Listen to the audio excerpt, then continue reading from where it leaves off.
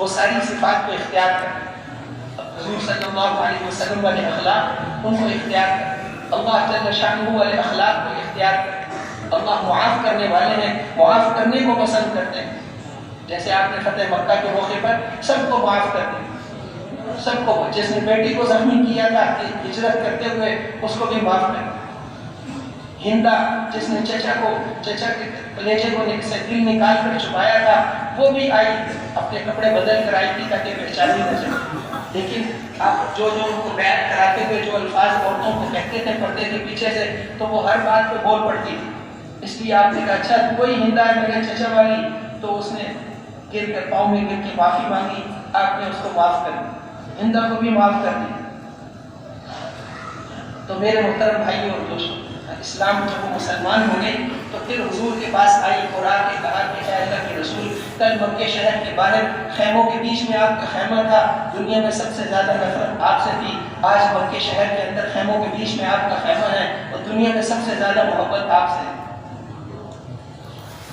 بدلتے تھے تو صحابہ ایسے بدلتے تھے، ان کی زندگیاں بدل اللہ کے راستے میں نکل کر پھر ایسے محنت کرنے والے ہوتے تھے۔ تو بہرحال اپنی نمازوں پر محنت کرنا، اپنی نماز میں وہ ساری وہ یقین جو دعوت دے کر سیکھا، اور وہ اللہ کا دھیان جو تلاوت کر کے ذکر کر کے سیکھا، اور وہ اللہ کو راضی کرنے کا جذبہ جو دعوت دے کر سیکھا، اور وہ فضائل کا استحضار جو تعلیم کے حلقوں میں بیٹھ کر سیکھا، اب یہ ساری چیزیں میری نماز میں آ گئی۔ اس کی مشق کرنا، اپنی نماز کو اچھا بنانے کی مشق کرنا۔ جب تک ہماری نماز نہیں بنے گی، کسی شعبے کے اندر بھی دین نہیں زندہ ہو۔ سب سے پہلے دین نماز میں آتا ہے۔ جب ہماری نماز صحیح نماز بن گئی، پھر ہمارے ساری زندگی کے اندر دین آ جائے گی، یہ ساری صفات پوری زندگی کے اندر آ جائیں گی۔ تو اپنی نماز پر محنت کرنا، اپنی نماز کو اچھے سے اچھا بنانا، پھر پوری زندگی حضور صلی اللہ علیہ وسلم کے طریقے کے مطابق علماء سے پوچھ کر اپنی عورتوں کو اپنی مستورات کو بھی مسئلے بتانا، ان کی متعلقہ چیزیں وہ اپنے خامدوں کے ذریعے مفتی صاحب سے پوچھ کر ان پر عمل کریں۔ جو چیز نہیں جانتے جاننے والوں سے پوچھ لیا کرو، یہ حکم ہے۔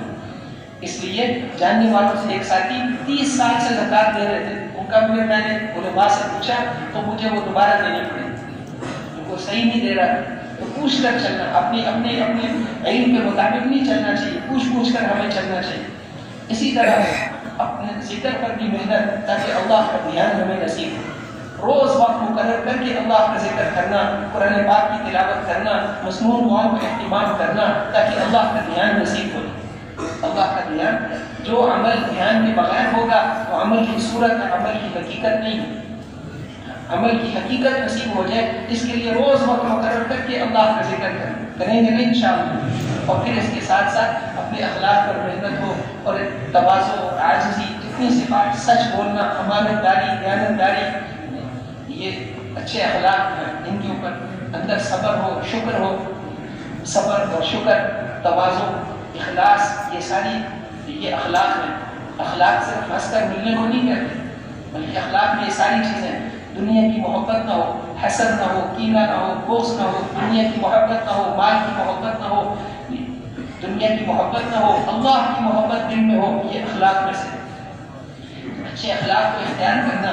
اور پھر اخلاص کہ ہر عمل صرف اللہ کے لیے، ہر عمل اللہ کے راضی کرنے کے لیے، اللہ جل شانہ کو راضی کرنا۔ حضرت ابوبکر صدیق رضی اللہ عنہ کے بارے میں اللہ جل شانہ نے فرمایا کہ وہ سب سے بڑا متقی، وَسَيُجَنَّبُهَا الْأَتْقَى الَّذِي يُؤْتِي مَالَهُ يَتَزَكَّى۔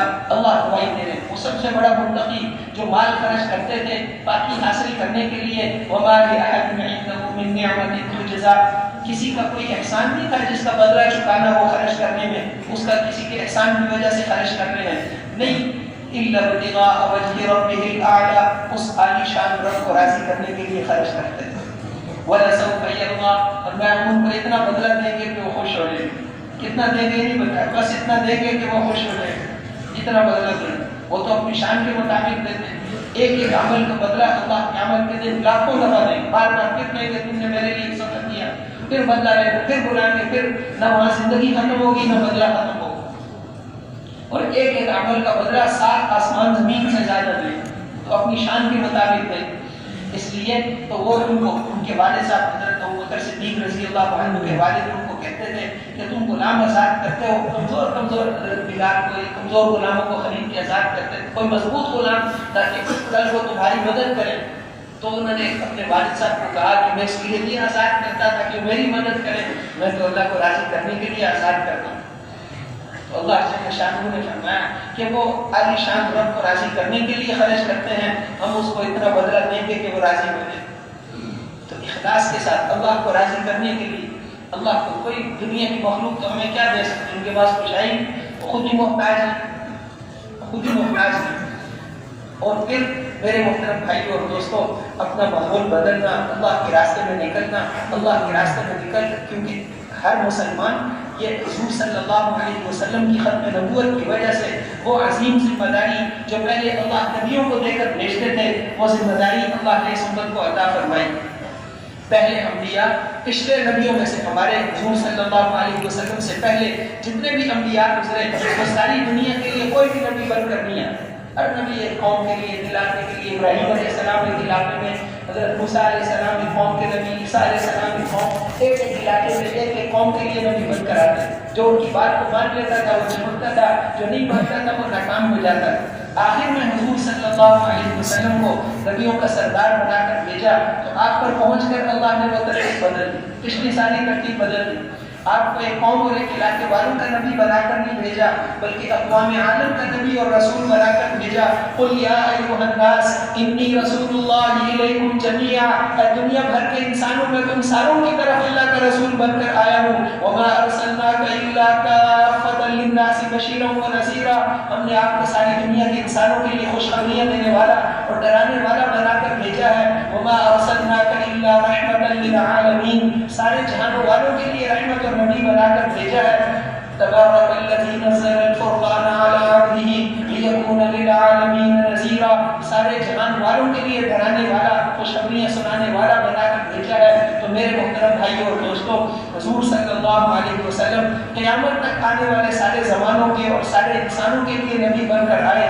क़यामत का पहला दिन जो 50,000 साल का दिन होगा, उस दिन के नबी और रसूल की आप, उस दिन तक के लिए अल्लाह ने आपको नबी बनाकर भेजा। अब उम्र मुबारक इतनी थोड़ी, दुनिया में 262 मुल्क हैं, सारे 262 मुल्कों वाले आपकी उम्मती, काफिर उम्मत दावत है और जो मुसलमान हैं वो उम्मत इजाबत हैं, सारे आपकी उम्मती। अब वो अल्लाह जल्ल शानहू ने उम्र मुबारक छोड़ी, पिछले नबियों की उम्रें बहुत लंबी लंबी थी, 1100 साल, 850 साल, इतनी लंबी लंबी उम्रें थी। एक कौम के नबी शुएब अलैहिस्सलाम मदीन बस्ती वालों के और 850 साल, इतनी लंबी लंबी उम्रें थी। हुज़ूर सल्लल्लाहु अलैहि वसल्लम को सारी दुनिया का नबी बनाया, लेकिन आपको उम्र मुबारक बहुत थोड़ी थी, इसलिए कि शुरू से अल्लाह जल्ल शानहू ये चाहते थे कि इस उम्मत को भी उस मेहनत में शरीक करना है जो मेहनत अल्लाह पहले नबियों को देकर भेजते। वकज़ालिक जअलनाकुम उम्मतन वसता लितकूनू शुहदाअ अलन्नास व यकून अर्रसूलु अलैकुम शहीदा, हमने तुम्हारी उम्मत को सारी उम्मतों में से अफजल उम्मत बनाया है ताकि तुम क़यामत के दिन लोगों के गवाह बनो, और फिर नबी सल्लल्लाहु अलैहि वसल्लम तुम्हारे गवाह बने। हज़रत नूह अलैहिस्सलाम आएंगे क़यामत के दिन, उनसे अल्लाह जल्ल शानहू पूछेंगे कि मेरा पैगाम उम्मत तक पहुंचाया था, वो हंस करेंगे कि पहुंचाया था।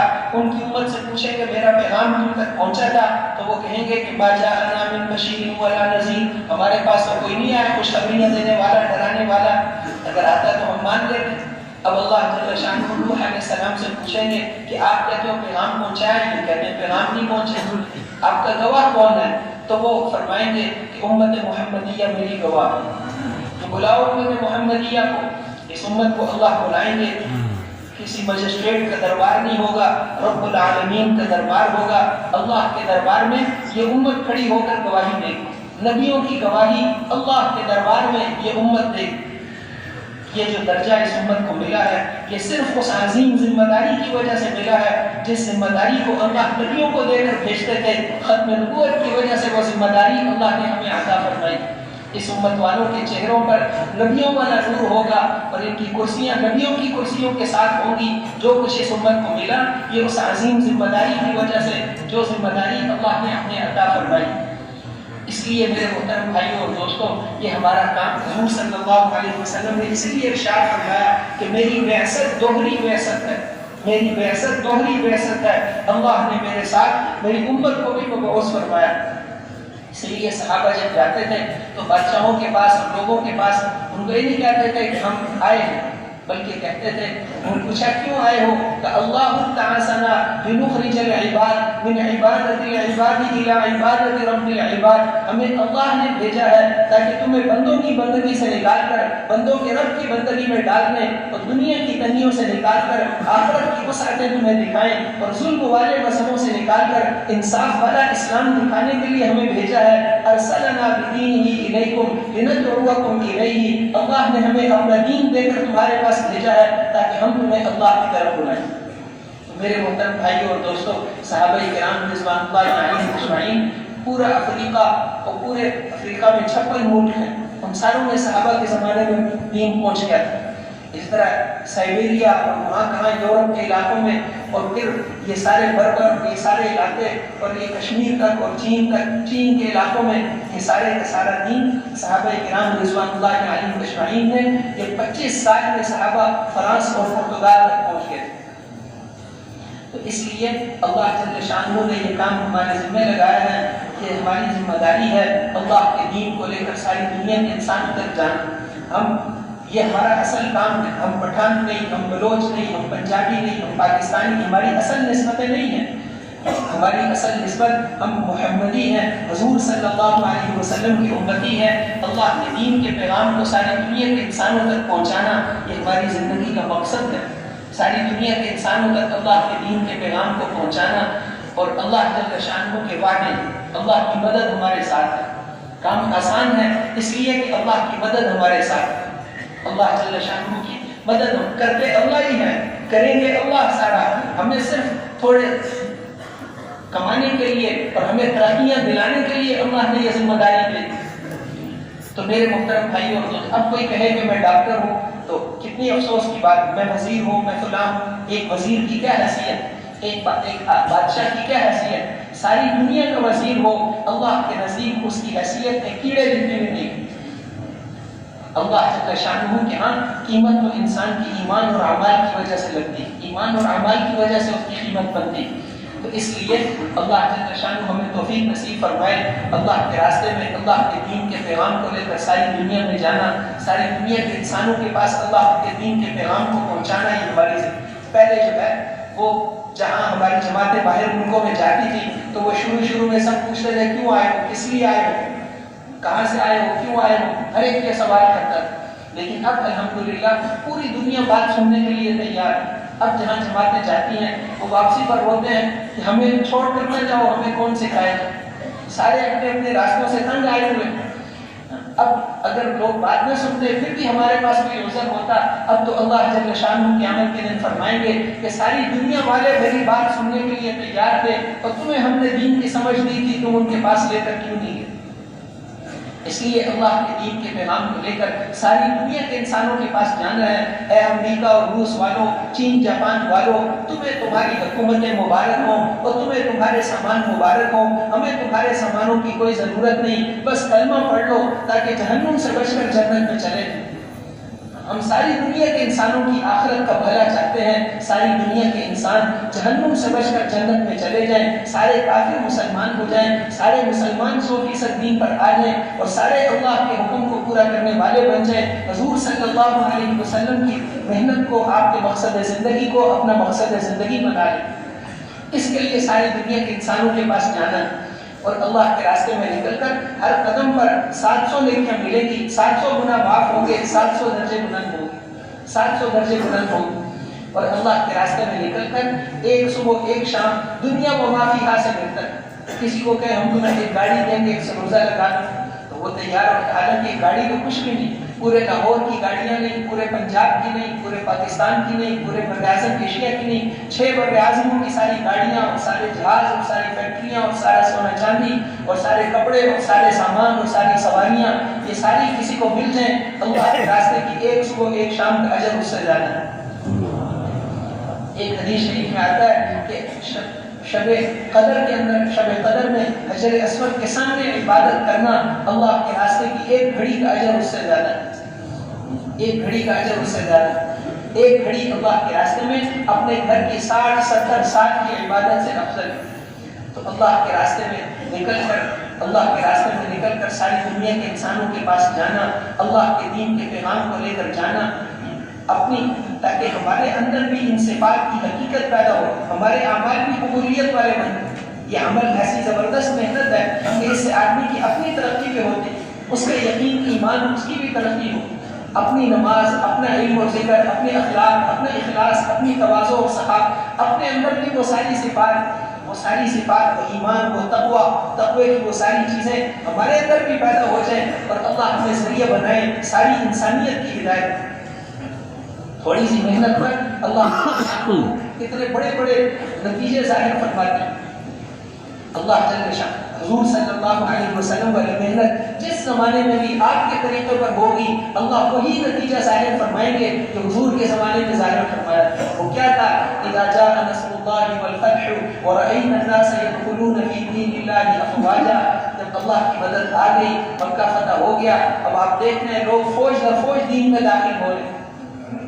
اللہ جل شانہ کو دکھا رہے ہیں، افراد کو آج کل بھی داخل ہو رہے ہیں، اللہ جل شانہ وہ منظر بھی قائم فرمائیں۔ تو میرے محترم بھائیوں اور دوستوں، عزت کلمہ لا الہ الا اللہ عزتوں کے لیے آیا، عزتیں دینے کے لیے آیا۔ جب ہم اس کے تقاضوں پر پورا چلیں گے تو پھر اللہ وہی مددیں اور نصرتیں اللہ کی ہمارے ساتھ ہوں گی جو نبیوں کے ساتھ، نبیوں والی مدد کے وعدے، جیسے ان کے سارے مسئلے دعاؤں سے حل ہوتے ہیں۔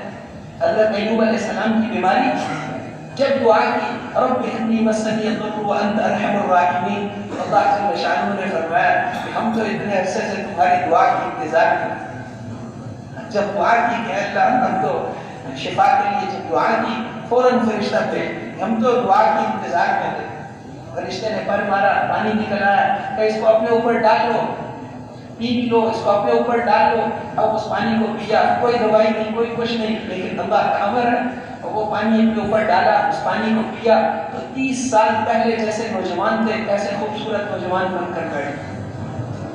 اب بیوی کھانا لینے گئی ہوئی تھی، وہ واپس آئی، اس نے فوراً پردہ کر لی، تو کوئی نوجوان بیٹھا ہوا ہے، میرے خامد کو اتنے بیمار تھے۔ پھر اس نے پردے کے پیچھے سے پوچھا کہ میرے خامد بیمار ایک آدمی کا یہاں پڑا ہوا تھا، وہ کہاں چلا گیا؟ ایوب علیہ السلام نے فرمایا کہ غور سے دیکھ میں ہوں۔ پھر اللہ جل شانہ نے پوچھا کہ وہ جو بیٹے اور وہ ساری چیزیں اور وہ نعمتیں ساری ہم نے چھین لی تھی امتحان کے طور پر، وہی واپس کریں یا اس جیسی اور دے دیں؟ کہ اللہ وہی واپس کر دیں۔ وَوَهَبْنَا لَهُ أَهْلَهُ وَمِثْلَهُمْ مَعَهُمْ رَحْمَةً مِنَّا وَذِكْرَىٰ لِأُولِي الْأَلْبَابِ، ہم نے وہ بھی دے دیا، اتنا اور بھی دے دیا، تاکہ دیکھنے والوں کو، عقل والوں کو پتہ چلے کہ اللہ کیسے نوازتے ہیں۔ ایوب علیہ السلام دعا سے سارے مسئلے حل۔ موسیٰ علیہ السلام نے دعا کی، اے اللہ فرعون کی حکومت کو، ان کی حکومت کو ختم کر دے۔ اللہ نے ان کی دعا سے سارا مسئلہ ہے۔ تو دعاؤں سے، اللہ دعاؤں سے کرنا، دعا سے اپنے سارے مسئلے ہیں۔ جب ہمارے ایمان اور اعمال پر جب ہم محنت کریں گے تو اللہ کی وہ مددیں اور نصرتیں جو ان کے ساتھ تھی وہ ہمارے ساتھ بھی ہوں۔ یہ اللہ کے وعدے۔ دعائیں نبیوں کی دعاؤں کی طرح قبول ہوں گی، ظاہر کے خلاف جیسے اللہ نے ان کی مدد کی تھی وہ اللہ ہماری بھی مدد کریں گے۔ اللہ آج بھی وہی، ہمارے اللہ نعوذ باللہ بوڑھے نہیں ہوتے، کمزور نہیں ہوتے، ہمارے اللہ جس طاقت اور قوت کے ساتھ حضرت آدم علیہ السلام کے زمانے میں تھے اور جس طاقت اور قدرت کے ساتھ حضرت موسیٰ علیہ السلام کے زمانے میں تھے، اور ہمارے اللہ جس طاقت اور قدرت کے ساتھ حضرت محمد رسول اللہ صلی اللہ علیہ وسلم کے زمانے میں تھے، جس طاقت اور قدرت کے ساتھ بدر والے دن تھے، ہمارے اللہ آج بھی اسی طاقت اور قدرت کے ساتھ اللہ جل شانہ نعوذ باللہ ان میں کوئی کمزوری نہیں آتی، وہ آج بھی اسی طاقت اور قدرت کے ساتھ ہیں، اور اللہ کے وعدے بھی وہی ہیں، اللہ کے وعدے بھی وہی ہیں۔ ایک نمک کی تاثیر نہیں بدلی تو اللہ کے وعدوں کی تاثیر کیسے بدل سکتی؟ ومن اصدق من اللہ قیلا ومن اصدق من اللہ حدیثا، اللہ سے زیادہ سچا کون ہو سکتا ہے؟ اللہ کے وعدے سچے ہیں، یقیناً سچے ہیں، ایمان اور اعمال پر سارے قسمیں کھا کھا کر قرآن میں وعدے، قسمیں کھا کھا وعدے کی ایمان اور اعمال پر کامیابی۔ یہی لوگ کامیاب ہیں، کہیں نہ کوئی یہی کامیابی، یہی کامیاب ہیں، یہی ہدایت والے ہیں، یہی کامیاب ہیں۔ قسمیں کا مؤذن اذان میں کتنی دفعہ پہلے آنکھوں میں اس میں کانوں میں انگلیاں ڈالتا ہے یہ بتانے کے لیے کہ جتنی بھی باتیں دنیا میں ہو رہی ہیں یہ سننے کے قابل نہیں، سننے کے قابل وہ آواز ہے جو میں لگانے لگا ہوں، اللہ اکبر 4 دفعہ کہتا ہے، اس لیے کہ یہ ساری دنیا عناصر اربع سے بنی ہے، یہ تم ان چاروں کا مقابلہ نہیں کر سکتے، اس قدرت والے اللہ کا مقابلہ کیسے کرو؟ ناراض ہو کر اللہ نے نوح علیہ السلام کی قوم پر جب عذاب بھیجا، جب وہ اعمال ان کے خراب ہو گئے تو پھر پانی کا طوفان ہوئے، ان کا بیٹا جو تھا، ایک بیٹا، 3 بیٹے جو ایمان والے تھے وہ ساتھ ہی تھے کشتی میں، ایک بیٹا جو تھا وہ ان کے ساتھ اٹھنا بیٹھنا تھا، اس لیے انہیں کے ساتھ ہو، اس لیے اس کو آپ نے فرمایا کہ میرے بیٹے کلمہ پڑھ لے، ہمارے ساتھ کشتی میں سوار ہو جائے، اس نے کہا نہیں میں پہاڑی پہ چڑھ کے جان بچا لوں گا، آپ نے فرمایا اس لیے پانی عذاب کا ہے، اس سے کوئی نہیں بچا سکتا، اتنے میں وہ جا کر اس کو بھاگ کر لے۔ اب اللہ جل شانہ نے اس موقع پہ نوح علیہ السلام نے دعا کی، اے میرے پروردگار آپ نے فرمایا تھا آپ کے اہل کو بچاؤں گا، اس کو بھی بچا لے۔ اللہ جل شانہ نے فرمایا اے نوح انہ لیس من اہلک، یہ آپ کے اہل میں سے نہیں ہے، انہ عمل غیر صالح، ان کے تو عمل ٹھیک نہیں ہے، آپ ہرگز میرے سے وہ سوال نہ کرو جس کا آپ کو پتہ نہیں۔ آخر میں اتنی سخت بات فرمائی، ایسے نہ ہو کہ تم بھی ان کے ساتھ ہو جائے۔ ہماری چیز میں دخل دیتے ہیں، ہمارے کام میں دخل کیوں دیتے ہیں؟ اب نوح علیہ السلام اتنا روئے کہ اللہ بالکل نہیں دعا کروں گا، معاف کر دے، دعا کیوں کی ہے؟ اس لیے قیامت کے دن جب لوگ ان کے پاس جائیں گے کہ آپ ہمارے لیے سفارش کرو، بڑے سخت حالات میں آپ، وہ اس وقت بھی کہیں گے کہ مجھے تو اپنے بیٹے کے لیے دعا کی تھی، اپنی فکر لگی ہے، میرا کیا بنے، میں کسی کی سفارش نہیں کر سکتا، جاؤ ابراہیم علیہ السلام کے پاس جاؤ، وہ اس وقت سفارش نہیں کرے۔ میرے محترم بھائیوں اور دوستوں، اللہ جل شانہ نبیوں کے بیٹے، اللہ زندگی بناتے ہیں، اللہ جل شانہ چاہے تو تھوڑے میں زندگی بنا کر دکھا دیں، بغیر چیزوں کی زندگی بنا کر دکھا دیں، یا اسباب کے خلاف کر کے دکھا دیں، وہ سب کچھ کرنے پر قادر ہے۔ جو کچھ آج تک ہوا اور جو نہیں ہوا، اگر ہوتا تو کیسے ہوتا، اللہ کو سب معلوم، اللہ کا علم کامل، اللہ کا سننا بڑا زبردست ہے، اللہ جل شانہ کا سننا بڑا زبردست۔ سواء منکم من اسر القول ومن جہر به ومن هو مستخف باللیل وسارق بالنہار، برابر ہے، بالکل برابر ہے ہمارے لیے، تو ایسے کوئی آدمی چپکے چپکے کسی کے کان میں کوئی بات کرے اور ایک اونچی آواز سے بول رہا ہو، ان دونوں کا سننا ہمارے لیے برابر ہے، اور جو دن کی روشنی میں سب کے سامنے کوئی کام کرے اور جو رات کے اندھیروں میں چھپ کر کچھ کرے، ان کو دیکھنا ہمارے لیے برابر ہے۔ لا تواری منہ سماء سماء، ایک آسمان دوسرے آسمان کی چیزیں اس سے چھپا نہیں سکتا، ولا ارض ارضا، ایک زمین دوسری زمین کی چیزیں اس سے چھپا نہیں سکتی، ولا بحر ما فی قعر، سمندر کی تہ میں کیا ہے اللہ سے چھپا ہوا نہیں، اور پہاڑوں کی تہوں میں کیا ہے کہ اللہ سے چھپا ہوا نہیں۔ اللہ کا دیکھنا بڑا زبردست ہے، سننا بڑا زبردست ہے۔ کہ تم ساری دنیا کے انسان اور ساری دنیا کے جن ایک میدان میں جمع ہو جاؤ، اور پھر سارے جو دنیا سے پہلے چلے گئے وہ بھی آ جائیں، اور جو قیامت تک آنے والے ہیں وہ بھی آ جائیں، اور یہ سارے کے سارے جمع ہو کر ایک وقت میں اللہ سے مانگیں، وہ ایک وقت میں ساروں کی آوازوں کو سنتے ہیں۔ لا یشغلهم سمع عن سمع، ایک کا سننا باقیوں کے سننے سے ان کو غافل نہیں کرتا، ایک وقت میں ساروں کی آواز کو سن کر ان سب کی تمناؤں کو پورا کر دیں۔ لا ينقص ذلك فيما عندي الا كما ينقص المخيط اذا ادخل البحر، اس سے ہمارے خزانوں میں اتنی کمی بھی نہیں آتی، جتنی سمندر میں سوئی ڈبو کر نکال لو، اس سے جو پانی لگ گیا، اس سے سمندر میں جو کمی آئی، ہمارے خزانوں میں اتنی کمی بھی نہیں آتی۔ تو اللہ جل شانہ اتنا سننے والے، اتنا دیکھنے والے، اتنا زبردست علم والے، یعلم ما بین ایدیہم وما خلفہم ولا یحیطون بہ علما، وہ تمہاری اگلی پچھلی چھوٹی بڑی ساری باتوں کو جانتے ہیں، کوئی بات ہماری ایسی ہے ہی نہیں جو وہ نہ جانتے ہو، وہ تمہاری ساری باتوں کو جانتے ہیں، اور تم اللہ کی باتوں میں سے کچھ بھی نہیں جانتے، فرمایا سوائے اتنا جتنا ہم نے تمہیں بتایا۔ ہم نے بتایا اللہ سمیع ہے، اللہ بصیر ہے، جو کچھ ہم نے بتایا اتنا پتہ ہے، اس سے زیادہ نہیں پتہ۔ تو اللہ کا علم بڑا زبردست، اللہ جل شانہ کا سننا زبردست، اللہ ماضی حال مستقبل یہ انسانوں کے لیے، اللہ کے لیے یہ سب برابر ہے۔ اللہ جل شانہ نے جو دین دے کر بھیجا، حضرت آدم علیہ السلام سے لے کر حضرت محمد رسول اللہ صلی اللہ علیہ وسلم تک، وہ دین انسان کا اصل سرمایہ ہے. اس دین پر چلنا یہ کامیابی کا ذریعہ. من عمل صالحا من ذکر او انثى وهو مؤمن فلنحيينه حیاتا طیبہ. جو بھی مرد ہو یا عورت ایمان پر اعمال صالحہ کو اختیار کرے، ہم ضرور اس کو دنیا میں بہترین زندگی گزروائیں گے اور آخرت میں اس کے اعمال کا بہترین بدلہ دیں گے. آخرت میں اس کے اعمال کا بہترین بدلہ دیں گے. ہر آدمی چاہتا ہے مشرق سے لے کے مغرب تک، شمال سے لے کے جنوب تک، کالے رنگ کا ہو یا گورے رنگ کا، کسی کا بھی کسی چھوٹے قد والا ہو یا بڑے قد والا، دنیا کا ہر آدمی چاہتا ہے کہ میری زندگی اچھی گزرے. تو اللہ جل شانہ وعدہ فرما رہے ہیں، جو خالق کائنات ہیں، جن کے ہاتھ میں سب کچھ ہے، وہ فرما رہے ہیں کہ ایمان پر اعمال صالحہ اختیار کر لو، ہم دنیا میں ہر اعتبار سے تمہیں بہترین زندگی گزروائیں گے اور آخرت میں تمہارے اعمال کا بہترین بدلہ دیں گے. اس کی موت اس کے لیے پریشانی کا ذریعہ بھی بنے. مومن کی موت عید کا چاند ہوتی، مومن کی موت وہ عید کا چاند ہے، اس لیے کہ اسے محبوب سے ملنے کا ذریعہ.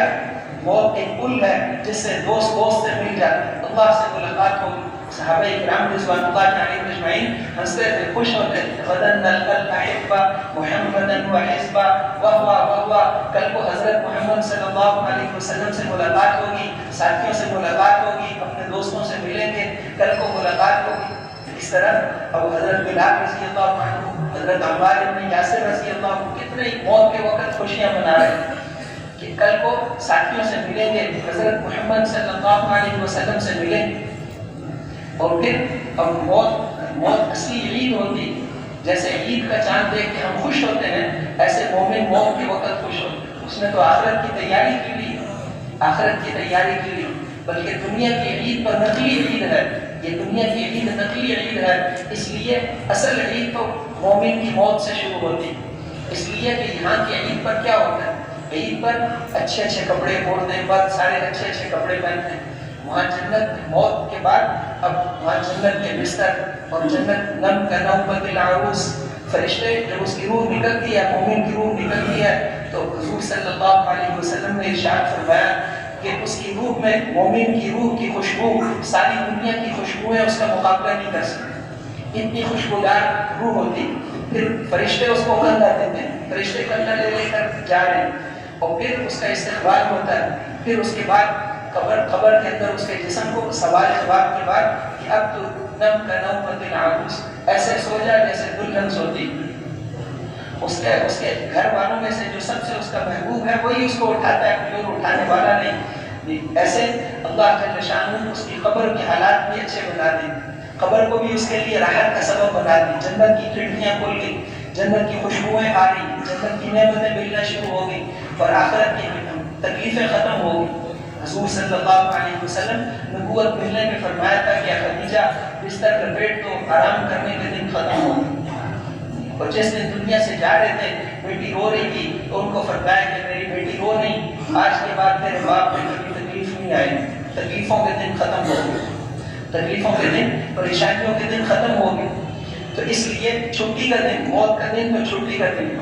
وہاں آخرت میں جنت کے اندر کتنے بڑے باغات، کتنے بڑے محلات، اور قبر کے اندر کی طاقت نظر وسیع 80 میل کے، جنت میں 80 میل کے بے جوڑ موتی کے محلات، اور وہاں پر بڑے باغات، بڑے محلات، بڑی نعمتیں جن کو آنکھوں نے دیکھا نہیں، کانوں نے سنا نہیں، کسی کے دل پر ان کا خیال نہیں آیا.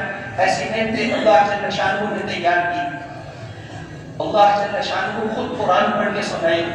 ایک حرف نور کا بادل بن کر نکلے گا، ان کے اوپر برسے گا، جس سے ان کے حسن و جمال کی خوشبوؤں میں اضافہ ہوگا. پھر ان کے گھر والوں پر بھی برسے گا. اس دن جب وہ گھر جائیں گے تو ان کی بیویاں کہیں گی تم کیوں کیسے اتنے خوبصورت ہو گئے؟ وہ کہیں گے تم بھی اتنی زیادہ خوبصورت ہو گئی. یہ وہ نور تھا جو اللہ کے قرآن پڑھنے سے نکلا. پھر حضرت محمد صلی اللہ علیہ وسلم کی مجلس، تو آخرت کی زندگی ان کے لیے کوئی پریشانی کا سبب نہیں ہوگی. قبر میں بھی اللہ حفاظت فرمائیں گے، آخرت میں بھی بہترین بدلے نصیب فرمائیں گے. وہاں پر ہمیشہ کی نعمتیں عطا فرمائیں. دنیا کی عید میں کیا ہوتا ہے؟ یہاں تو عید میں سیویاں کھائیں، کھانے کھائیں، وہ سارے پخانہ بن جاتے ہیں. وہاں کبھی جنت والوں کو نہ لا یبولون ولا یتغوطون، کبھی پیشاب نہیں آئے، کبھی بہانہ نہیں آئے۔ 10,000 من گوشت ایک دن میں، پرندوں کا 10,000 من گوشت کھا لیں، پھر 1000 من پھل کھا لیں، لیکن نہ پیشاب آئے گا نہ بہانہ۔ وہاں پر جو ہے ایک خوشبودار ککار سے وہ سارا کھانا ہضم ہو جائے۔ یہاں دنیا میں تو عید کے دن سب سے نئے کپڑے سلوا کر پہنے، وہ بھی میلے ہو جاتے ہیں، گندے ہو جاتے ہیں، خراب ہو جاتے ہیں۔ وہاں جنت میں کپڑے خراب نہیں ہوگے، جنت کے کپڑے، جنت کے لباس، ریشمی لباس انہوں نے پہنے ہوئے ہوں گے، اور وہاں کی سواریاں بڑی زبردست، وہاں کا موسم بڑا زبردست، ان کے چہروں سے نور، ان کے چہروں سے رونق ٹپکتی ہوئی نظر آئے گی۔ کتنی رونق میں یہ چہرے ہیں، کتنی خوشیوں میں، کتنی نعمتوں میں یہ چہرے ہیں، نعمتیں ان کے چہروں سے ٹپکتی ہوئی نظر آئیں گی خوشیوں کے اندر۔ وہاں جنت میں کبھی کوئی پریشانی نہیں ہوگی، کبھی کوئی غم کی خبر نہیں سنیں گے۔ لا يسمعون فيها لغوا ولا تأثيما إلا قيلا سلاما سلاما وأصحاب اليمين ما أصحاب اليمين في سدر مخضود وطلح منضود وظل ممدود وماء مسكوب وفاكهة كثيرة لا مقطوعة ولا ممنوعة وفرش مرفوعة إنا أنشأناهن إنشاء فجعلناهن أبكارا عربا أترابا لأصحاب اليمين۔ یہ ساری نعمتیں ہمیشہ ہمیشہ کے لیے بیویاں اور وہ بھی سارے ہمیشہ ہمیشہ کے لیے جوان۔ اب تم ہمیشہ جوان رہو گے، کبھی بڑھاپا نہیں آئے گا۔ 40 کھرب سال گزر جائیں گے پھر بھی جوان، 40 اس سے بھی زیادہ کتنی ختم ہو جائے لیکن وہ ہمیشہ ہمیشہ کے لیے جوان۔ اور پھر ہمیشہ کی صحت، ہمیشہ کبھی کوئی سر درد نہیں ہوگا، کبھی کوئی تکلیف نہیں ہوگی، کبھی کوئی جنازے کی خبر نہیں سنیں گے۔ ہمیشہ ہمیشہ کی ساری نعمتیں سنا کر کتنے ان کے اچھے بستر ہوں گے، اور کتنے پھل ہوں گے، اور کتنی نعمتیں ہوں گی۔ پھر فرمایا کہ یہ تو چھوٹے جنتیوں کے لیے، بڑے جنتیوں کے لیے تو اور خاص نعمتیں ہوں گی۔ عام جنتی وہ جمعے کے جمعے اللہ جل شانہ کا دیدار کریں گے، اور جو خاص جنتی ہوں گے وہ روزانہ صبح شام ان کو جمعے کا انتظار نہیں کرنا پڑے گا۔ ان کی جنت ایک اینٹ سونے کی، ایک اینٹ چاندی کی ایسے نہیں ہوگی۔ ان کی جنت جو ہے وہ ساری سونے کی بنی ہوگی، وہاں ساری چیزیں سونے کی ہوں گی، اور وہاں ہر روز صبح و شام اللہ جل شانہ کی دعوت کھائیں گے، روزانہ اللہ کا دیدار کریں گے، روزانہ اللہ سے قرآن سنیں گے۔ تو مومن کی موت تو عید ہے، اور اصلی عید ہے، ہمیشہ ہمیشہ کے لیے نعمتیں شروع ہو گئی، دنیا کی مشقتیں اور پریشانیاں ختم ہو گئی۔ اس کے لیے محنت ہے، یہ دنیا کے اندر اللہ جل شانہ ہم پر حالات بھیجتے ہیں، حاجتیں بھیجتے ہیں کہ یہ حاجتیں تو اللہ کی طرف سے آئی ہیں۔ یہ یقین بنانا کہ کرنے والے اللہ، جو اللہ چاہتے ہیں وہ ہوتا ہے، اور جو اللہ نہیں چاہتے وہ نہیں ہوتا۔ حفاظت اللہ چاہیں گے تو بغیر چیزوں کے بھی اللہ حفاظت کرنے پر قادر ہے۔ جیسے حضرت ابراہیم علیہ السلام، ان کی حفاظت اللہ نے آگ میں ڈال دیا، اللہ نے حفاظت کر کے دکھا دیا۔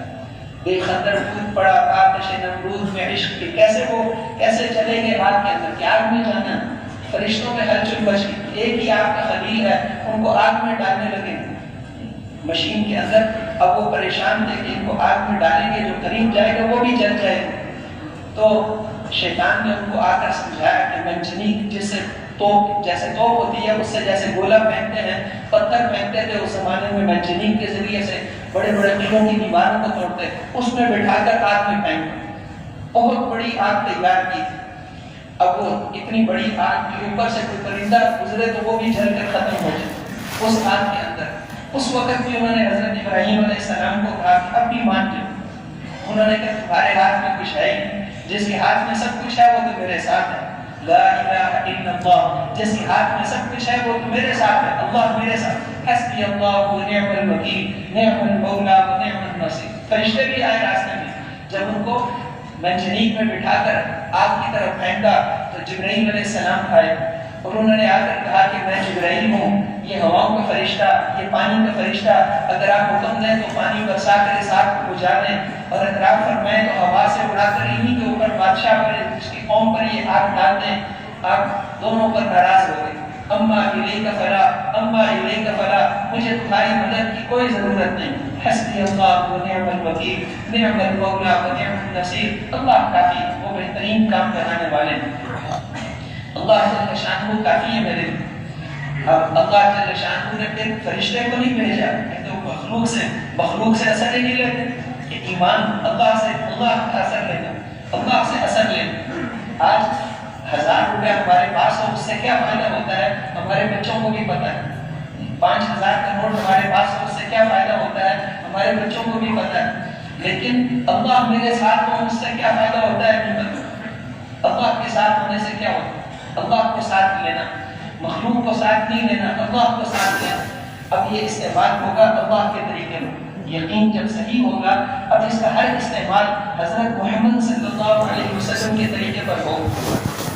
ہر حکم کو پورا کرنے کے لیے تیار. جو بھی حکم آیا حضرت ابراہیم علیہ السلام کو حکم آیا کہ آپ دعوت دینی شروع کریں, دعوت دیں. اب وہ وزیر کے بیٹے تھے. اب وزیر اگر دعوت دیتا ہوں تو وزارت ہو جائے گی, ختم ہو جائے گی. لیکن انہوں نے فیصلہ کیا کہ میں نے اللہ کی مان کر جو عزت ملتی ہے وہ اصل عزت ہے وہ لینی ہے. اور جو دنیا کی عزت ہوتی ہے یہ تو کوئی عزت نہیں ہے, یہ عزت مجھے نہیں چاہیے. رواجی عزت نہیں لینی, اللہ کا حکم ماننے والی عزت لینی. چنانچہ دعوت دینی شروع کر دی. حکم دعوت دینے کے لیے تیار ہے. اپنے باپ کو بھی دعوت دے رہے ہیں, اے میرے ابا جان, اے میرے ابا جان, یا ابتی انی قد جاءنی من العلم ما لم یأتک فاتبعنی اهدک صراطا سویا. اے میرے ابا جان, مجھے اللہ نے ایک علم دیا ہے وہ آپ کو نہیں ملا, آپ میری اتباع کرو, میں آپ کو سیدھا راستہ دکھاؤں گا. یا ابتی انی قد جاءنی من العلم یا ابتی لا تعبد الشیطان ان الشیطان کان للرحمن عصیا. اے ابا جان, اے ابا جان, اے ابا جان, نبی سے بات کر رہے ہیں. وہ سنتے سنتے وہ پھر غصے میں آ جاتے کہ میں تمہیں گھر سے نکال دوں گا, نکل جاؤ میرے گھر سے. میں تو چلا جاؤں گا لیکن آپ اس کو یاد کریں گے, میری بات مان لو کامیاب ہو جاؤ گے, میری بات مان لو گے تو کامیاب ہو جاؤ گے. اب انہوں نے بات نہیں مانی تو وہ ناکام ہو گئے. والد کو بھی دعوت دے رہے ہیں, قوم کو بھی دعوت دے رہے ہیں. اے میری قوم, یہ جن بتوں کے سامنے تم جھکتے ہو یہ بت کیا چیز ہے؟ انہوں نے کہا کہ ہمارے باپ دادے ان کی عبادت کرتے تھے. انہوں نے کہا تم اور تمہارے باپ دادے سارے گمراہی کرتے. اپنی قوم کو بھی دعوت دے رہے ہیں, باپ کو بھی دعوت دے رہے ہیں, اور بادشاہ کو بھی دعوت دے رہے ہیں. الم تر الی الذی حاج ابراہیم فی ربہ ان آتاہ اللہ الملک. بادشاہ جو ہے اس کو بھی دعوت دے رہے ہیں.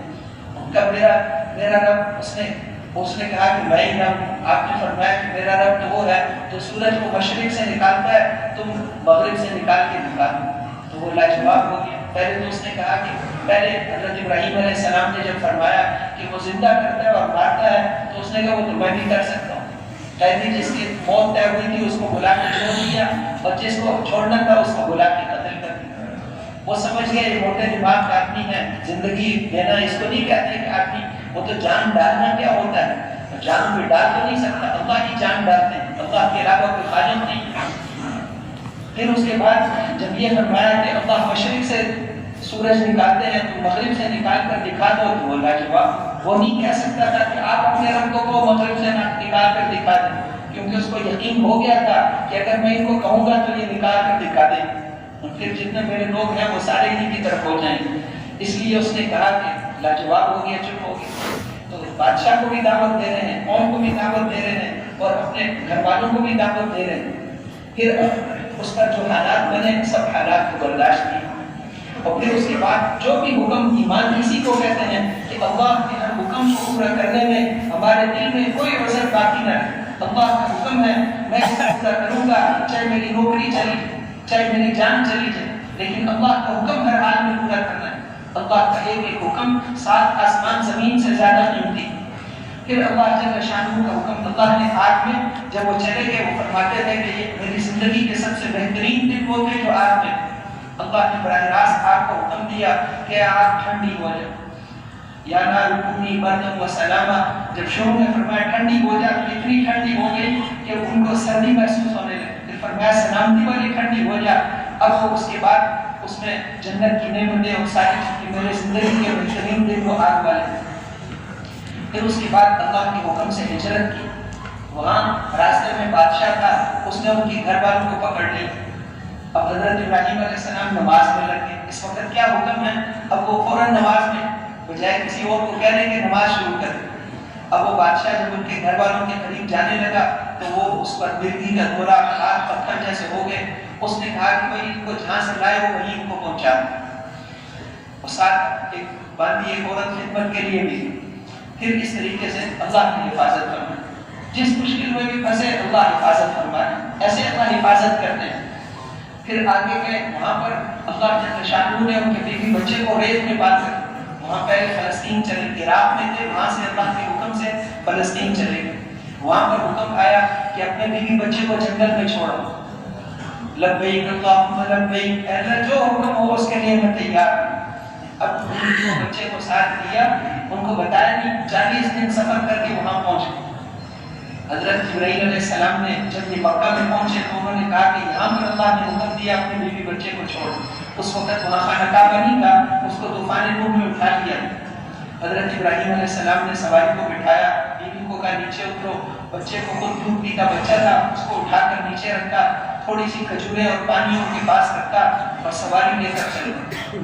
اب حضرت ابراہیم علیہ السلام جب سواری لے کر چل پڑے، بیوی نے کہا یہ تو جا رہے ہمیں یہاں چھوڑ کر، تو اس نے پھر کہا کہ اے ابراہیم الی من تکلنا، ہمیں کس کے سہارے چھوڑ کر جا رہے، الی من تترکنا، کس کے سہارے ہمیں چھوڑ کر جا رہے؟ جواب نہیں دیا۔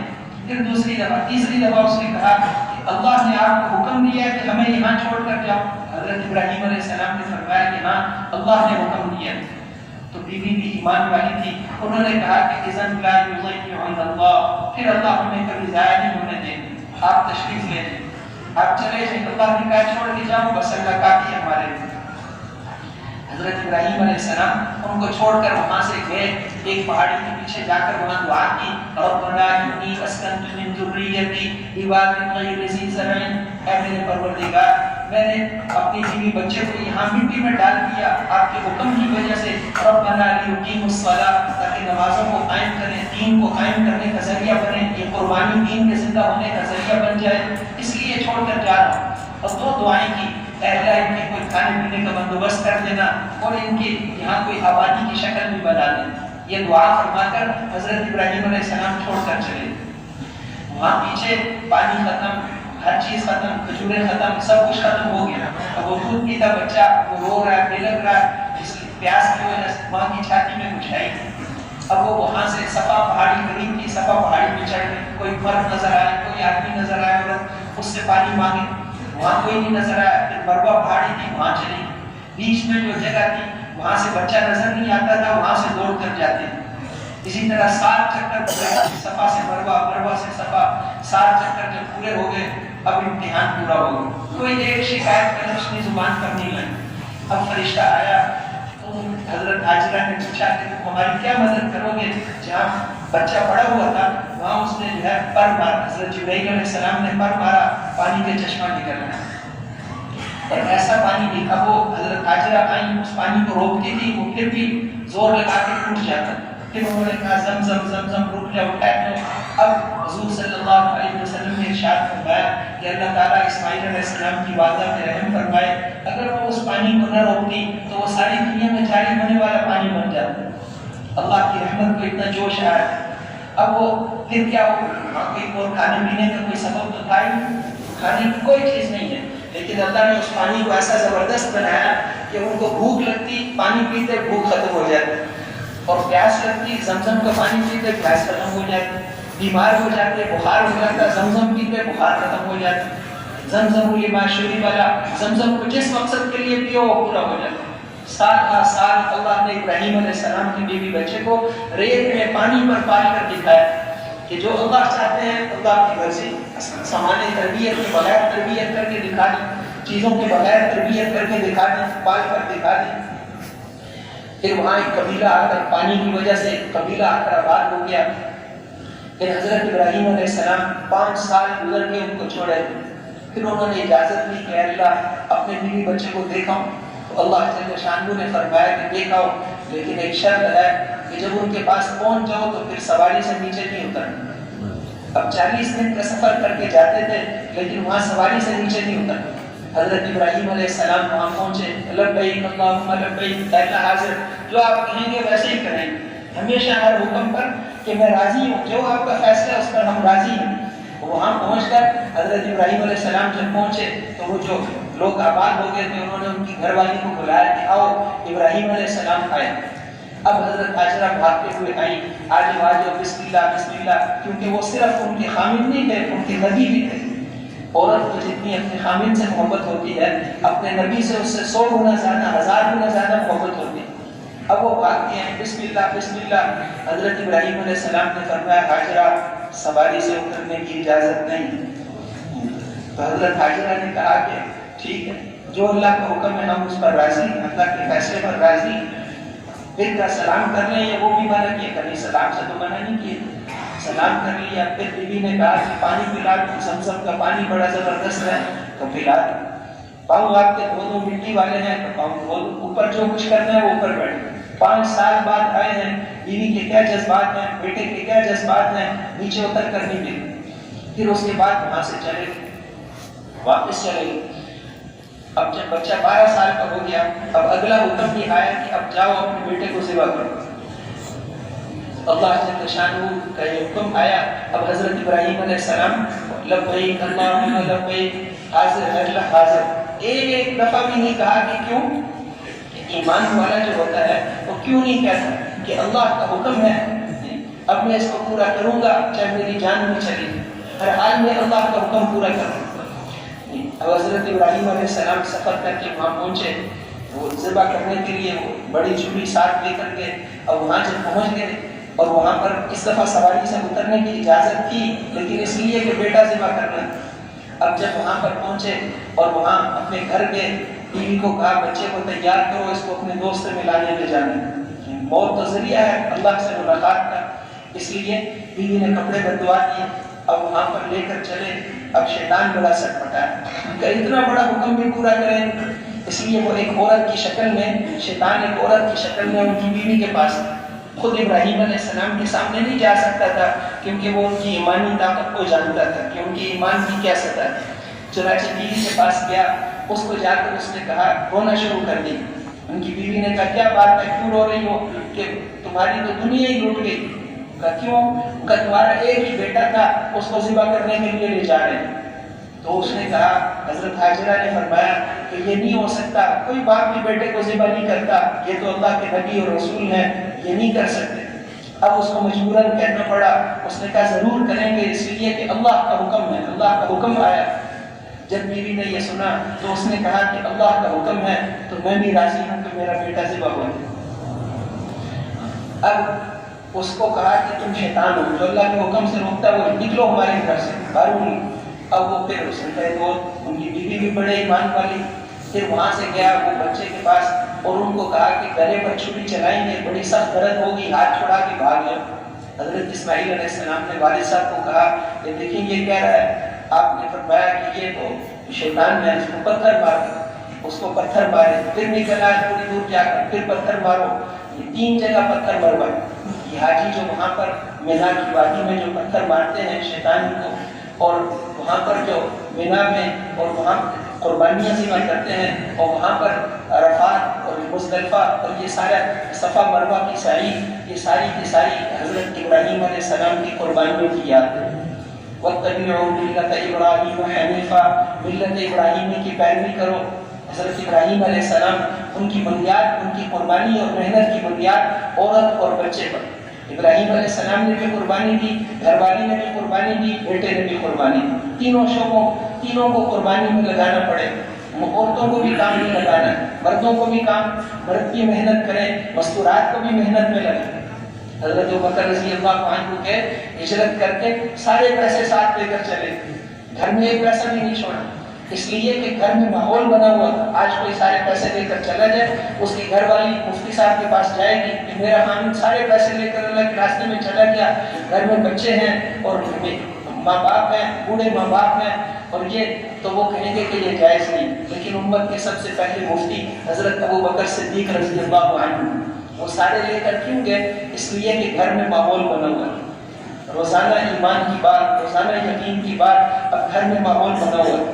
بچے بھی, بچیوں نے کہا کہ ہمارا بھی حق بنتا ہے اس مال میں, لیکن آپ اللہ کے رسول کے ساتھ جا رہے ہیں, آپ یہ سارا مال لے جاؤ, راستے میں کیا کتنی ضرورت پڑے, وہ سارا مال لے کر اللہ کے راستے میں چلے. جب دادا آیا ان بچیوں کے پاس کہ لگتا ہے ابوبکر خود بھی گئے, پیسے بھی سارے لے کے ہوں گے, تو چھوٹی چھوٹی حضرت اسماء 12 سال کی تھی, حضرت عائشہ رضی اللہ عنہا تو ان سے کافی چھوٹی تھی. اب انہوں نے پتھر لا کر اس جگہ رکھ لیے جہاں پر وہ درہم دینار رکھتے تھے حضرت ابوبکر رضی اللہ عنہ, اور نابینا دادا تھے، ان کا ہاتھ اس پر پھیلایا کہ دیکھو وہ ہمارے لیے بہت کچھ چھوڑ کر گئے، اور کہ گھر میں ایک پیسہ بھی نہیں تھا، لیکن ہم نے کہا دادا کو تکلیف نہ ہو، تو اس لیے گھر میں ماحول بنانے کا یہ فائدہ ہوتا ہے۔ تو آپ سب بھی اپنے گھر میں اعمال دعوت شروع کریں گے نا انشاءاللہ، گھر میں تعلیم، گھر میں مشورہ، گھر میں اعمال دعوت، گھر میں روزانہ ایمان اور یقین کی بات، اس سے ہمارے گھروں میں بھی وہ جذبات بنے، ہماری عورتیں صحابہ کی عورتوں جیسی اور ہمارے مرد صحابہ کے مردوں جیسے،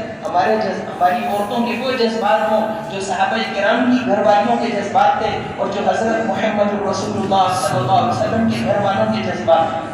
ہماری عورتیں حضرت عائشہ رضی اللہ عنہا کی بیٹیاں بنے، اس لیے اپنے گھروں میں بھی اعمال دعوت کو چالو کرنا ہے، وہاں پر بھی یہ سارے کے سارے نمازوں کا اہتمام، ذکر اور تلاوت کا اہتمام، بچوں کی دینی تربیت کرنا، یہ سارے اعمال گھروں میں شروع کرنے ہیں۔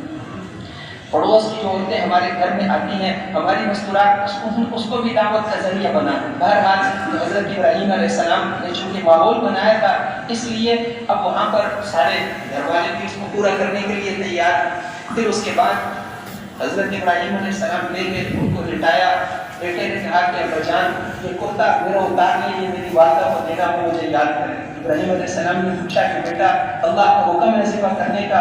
کہ اللہ کے حکم میں تو مشورہ نہیں ہوتا، آپ مجھے صبر کرنے والا پائیں، اللہ کے حکم کو پورا کر۔ اپنی آنکھوں پہ آپ بیٹے نے کہا ایسے نہ ہو کہ حکم پورا کرنے میں میرے چہرے کو دیکھ کر آپ کے اوپر کوئی دیر نہ ہو جائے، اس لیے آپ اپنی آنکھوں پر پٹی باندھیں، بدھی کے بل مجھے لٹا دیں۔ اب ان کو لٹا کر چھری چلائی، اب چھری تو اللہ کے حکم سے کاٹ دی۔ نبی میں 4000 آدمیوں جتنی قوت ہوتی، اب لیکن وہ چھری کو چلاتے ہیں، چھری نہیں کاٹتے، اللہ کا امر ہے، امتحان پورا ہو گیا۔ اللہ جل شانہ نے وہ سارا قصہ سنا کر پھر فرمایا فلما اسلم وتله للجبين وناديناه ان يا ابراهيم قد صدقت الرؤيا انا كذلك نجزي المحسنين۔ یہ اسلام کس کو کہتے ہیں؟ یہ اسلام ہے فرما برداری۔ اسلام کا معنی فرما برداری، یہ فرما برداری اس طرح ہوتی ہے، اللہ کا حکم ماننا اس طرح ہوتا ہے، ہر حکم پورا کرنے کے لیے تیار۔ پھر اس کے بعد جب واپس گئے بیٹے کو ذبح کرنے کا جو امتحان، جب وہ فارغ ہوئے تو اب دیکھا کہ بیٹا تو ذبح ہوا نہیں۔ اللہ نے جبرائیل علیہ السلام کو حکم دیا کہ دوبارہ یہ چھری تیز کر رہے ہیں، دوبارہ اسماعیل علیہ السلام پر رکھنے سے پہلے جنت میں سے ایک دمبا لا کر اس کی جگہ رکھ۔ وہ گئے اور جنت کا دمبا لا کر اسماعیل علیہ السلام کو اٹھا کر وہاں پہ وہ دمبا رکھے۔ اب چھری چلائی تو وہ چل گئی، الحمدللہ یہ تو اللہ کا حکم پورا ہو گیا۔ اب آنکھیں کھول کے دیکھا کہ وہ بیٹا ذبح ہو گیا۔ تو اللہ یہ جو ہم قربانیاں کرتے ہیں، بڑی عید پر جو قربانی کرتے ہیں، یہ حضرت ابراہیم علیہ السلام کی یاد ہے۔ صحابہ نے پوچھا ما هذه الاضاحی یا رسول اللہ، یہ قربانیاں کیا ہیں؟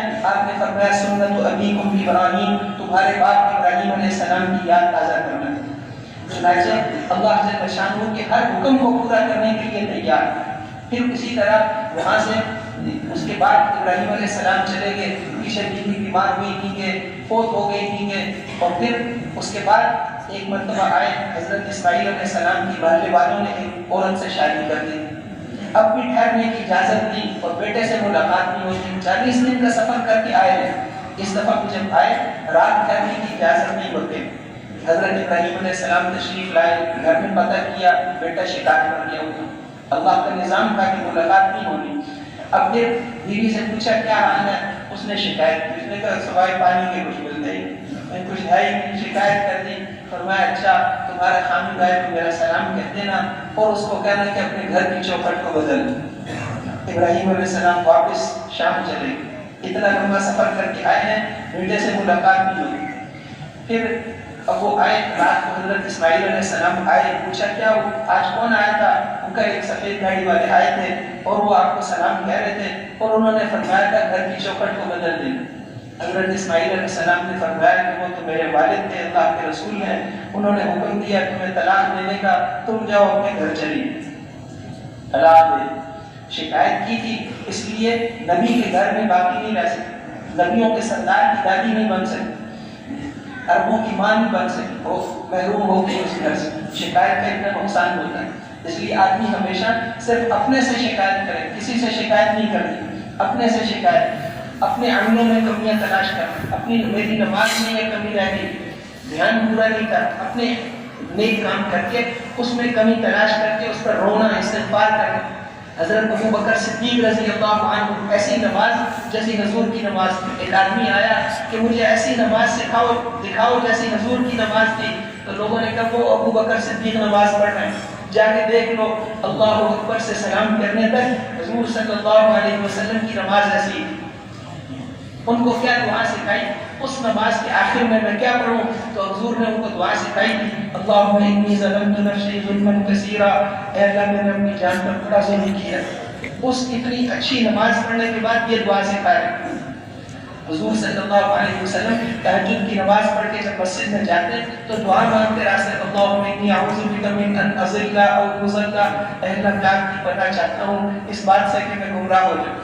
اتنی زوردار تہجد پڑھی, اتنا زندگی میں تہجد نہیں چھوڑی, اور اتنا اللہ سے مانگا رو رو کر, اور پھر یہ دعا مانگی, اے اللہ میں گمراہ ہونے سے, یا میں گمراہ کیا جاؤں, یا میں پھسل جاؤں, یا پھسلایا جاؤں, یا میں جہالت اختیار کروں, یا جہالت میرے ساتھ کی جائے, اے اللہ میں آپ کی پناہ چاہتا ہوں. تو آدمی کو ہمیشہ اپنے سے شکایت, کسی سے شکایت نہیں. اب انہوں نے محلے والوں نے دوسری لڑکی سے شادی کرائی, پھر حضرت ابراہیم علیہ السلام کو حکم ہوا, پھر آئے ملنے کے لیے, پھر بیٹے سے ملاقات نہیں ہوتی, بیٹا کہاں ہے کہ شکار پر گیا. اچھا, ان کی گھر والی سے پوچھا کیا حال ہے, اس نے کہا کہ الحمدللہ شکار کا گوشت ہے, زمزم جیسا پانی ہے, نعمتیں ہی نعمتیں ہیں, اللہ کا شکر ہے. کہ ٹھیک ہے, جب حامد آئے اس کو سلام کر دینا, اور اسے کہنا اپنے گھر کی چوکھٹ کو باقی رکھیں. شکر ادا کیا تھا, اس لیے نبی کے گھر میں رہیں گے, نبیوں کے سردار کی دادی بنے. چنانچہ وہ آئے, اسماعیل علیہ السلام پوچھا کیا ہوا, کہ وہ سفید ریش بزرگ آئے تھے اور انہوں نے سلام کہا اور یہ کہا, تو میرے بجان تھے حضرت ابراہیم علیہ السلام, اور وہ کہہ کر گئے کہ اس کو بیوی کو باقی رکھیں. چنانچہ پھر آخری دفعہ جب حضرت ابراہیم علیہ السلام آئے اس وقت ملاقات ہوئی. جب آخری دفعہ آئے یہ تیر بنا رہے تھے, درخت کے نیچے بیٹھے. حضرت ابراہیم علیہ السلام نیچے اترے, دونوں باپ بیٹا گلے ملے. پھر ابراہیم علیہ السلام نے فرمایا کہ میرے بیٹے, اللہ نے مجھے ایک کام کرنے کا حکم دیا ہے, تو اس میں میری مدد کرو گے؟ میں ضرور کروں. ان کا اللہ نے مجھے یہ جگہ بتائی ہے, یہاں پر خانہ کعبہ بنانا ہے. ان کا بہت اچھا, آپ کو دیکھیں, آپ یہاں بیٹھ جائیں بس. اب دیکھیں میں سارے پتھر جمع کر کے لاؤں اور میں گارا بناؤں گا, آپ بس رکھتے جائیں. حضرت اسماعیل علیہ السلام نے پتھر جمع کیے, گارا بنایا, اور پھر جب دیوار اوپر بنی, ان کو بنیادیں حضرت ابراہیم علیہ السلام نے جو اپنے ہاتھوں سے رکھی تھیں, وہ بنیادیں آج بھی باقی ہیں خانہ کعبہ. اوپر کی تعمیر تو بدل گئی. حضرت عبداللہ ابن زبیر رضی اللہ عنہ نے جب خانہ کعبہ کی نئی تعمیر کی تھی, بنیادوں پہ پہنچ گئے. جب بنیادوں پہ ہتھوڑا مارا تو سارے مکے میں اندھیرا چھا گیا, بجلیاں چمکنے لگی. پھر جب روشنی ہوئی پھر ہتھوڑا مارا, پھر اندھیرا ہوا. 3 دفعہ ایسا ہوا تو انہوں نے لوگوں کو جمع کر کے کہا کہ ان ابراہیمی بنیادوں کو توڑنا اللہ کو پسند نہیں. جب ہم ان پہ ہتھوڑا مارتے ہیں پورے مکے میں اندھیرا چھا جاتا ہے. یہ بنیادیں اب نہیں توڑی جائیں, کسی کے اوپر تعمیر کر دیں. چنانچہ آج بھی وہ خانہ کعبہ کی بنیادیں وہ ہیں جو حضرت ابراہیم علیہ السلام نے اپنے ہاتھوں سے رکھی. پھر وہ دیوار جب اونچی ہو گئی تو ایک پتھر رکھا تھا, اس پتھر پہ ابراہیم علیہ السلام کھڑے ہو کے دیوار بناتے تھے. وہ جو دیوار اوپر ہوتی تھی وہ پتھر بھی اوپر ہو جاتا تھا, دائیں بائیں بھی ہوتا تھا. اور پھر اس کے بعد حضرت ابراہیم علیہ السلام, حضرت اسماعیل علیہ السلام نے جب خانہ کعبہ کی تعمیر کر لی, وَإِذْ يَرْفَعُ إِبْرَاهِيمُ الْقَوَاعِدَ مِنَ الْبَيْتِ وَإِسْمَاعِيلُ رَبَّنَا تَقَبَّلْ مِنَّا إِنَّكَ أَنْتَ السَّمِيعُ الْعَلِيمُ, اے ہمارے پروردگار ہماری اس خدمت کو قبول فرما. اتنی عاجزی سے دعا کی, اللہ جل شانہ کو بہت پسند آئی. اے اللہ جل شانہ نے اس وقت فرمایا کہ ابراہیم مانگو کیا مانگتے ہو, مانگو کیا مانگتے ہو. اس وقت انہوں نے یہ دعا مانگی تھی کہ اللہ ایک امت مانگتا ہوں, ایک امت مانگتا ہوں, وہ ساری امت ان قربانیوں کو کرنے والی ہو جن قربانیوں کے بعد آپ پوچھتے ہیں کہ مانگ کیا مانگتا ہے. ان قربانیوں کو کرنے والی ایک امت مانگتا ہوں. اللہ جل شانہ نے فرمایا ٹھیک ہے.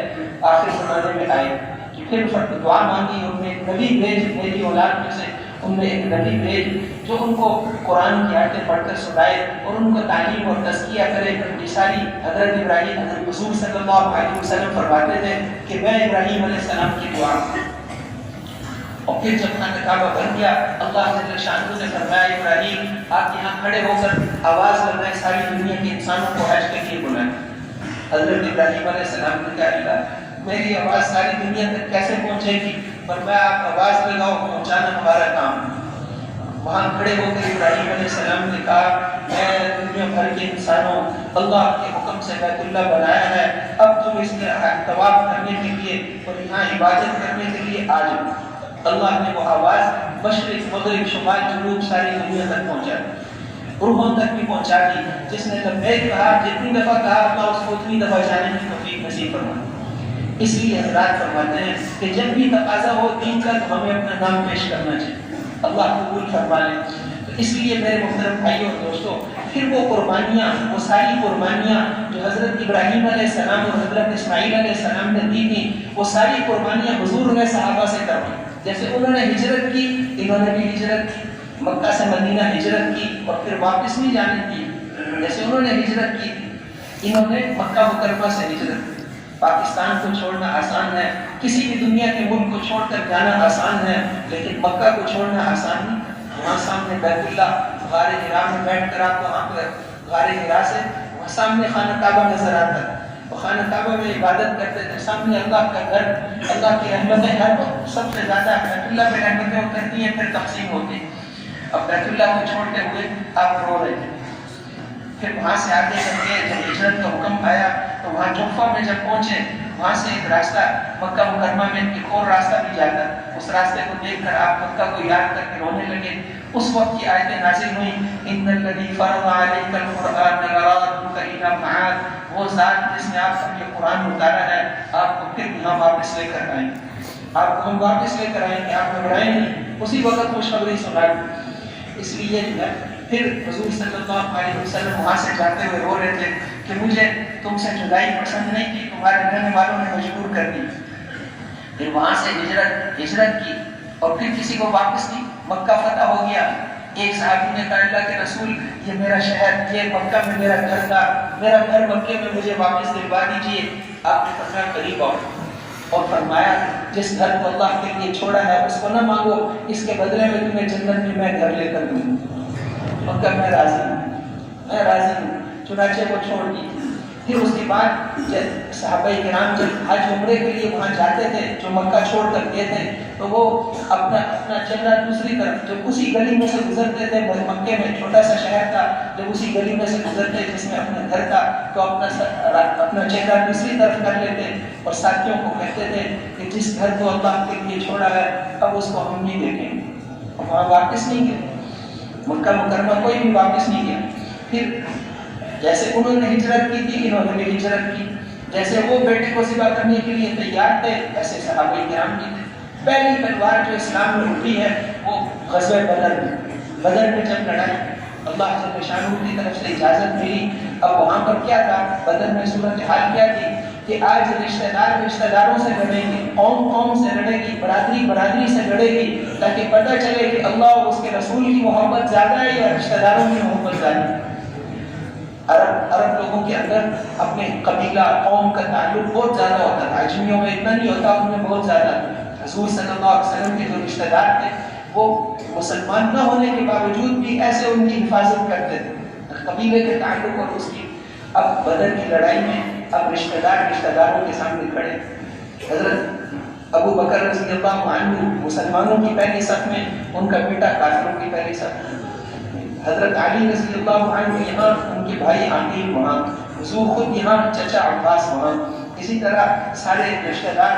حضرت ابو عبیدہ بن جراح یہاں، ان کے والد وہاں، حضرت مصعب بن عمیر رضی اللہ عنہ یہاں، ان کے دونوں بھائی وہاں، عتبہ شیبہ کافروں کے جنگات، ان کے بیٹے حضور کے ساتھ۔ آج رشتہ داروں سے لڑیں گے تاکہ پتہ چلے کہ اللہ اور اس کے رسول کی محبت زیادہ ہے یا رشتہ داروں کی۔ چنانچہ حضرت ابوبکر صدیق رضی اللہ عنہ کے بیٹے بعد میں مسلمان ہوئے تو انہوں نے کہا کہ اے ابا جان، بدر میں آپ میری تلوار کے نیچے آ گئے لیکن میں باپ سمجھ کے میں نے چھوڑ دیا۔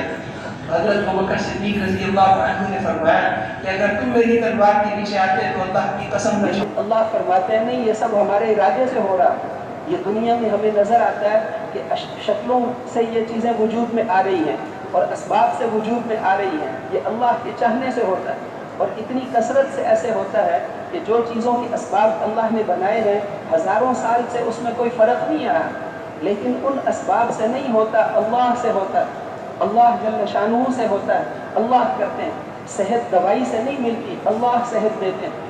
حضرت ایوب علیہ السلام بیمار تھے، اللہ جل شانہ سے انہوں نے دعا مانگی، رب انی مسنی الضر، اے اللہ مجھے تکلیف پہنچی، تو اللہ جل شانہ نے فرمایا کہ ٹھیک ہے، فرشتہ بھیجا، اس فرشتے نے آ کر پانی پر مارا تو پانی کا چشمہ نکل آیا، کہ اس پانی کو اپنے اوپر بھی ڈال لیں اور پی بھی لیں۔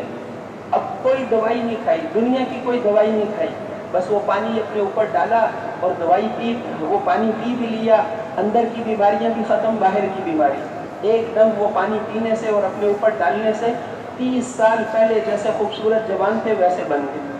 ان کی بیوی کھانا لینے گئی ہوئی تھی، وہ جب واپس آئی انہوں نے دیکھا کہ یہ تو کوئی خوبصورت نوجوان بیٹھا ہوا ہے۔ اب اس نے پردہ کر لیا، اس نے سمجھا تو کوئی اور ہے، میرا خامن تو بیمار تھا، بوڑھا تھا۔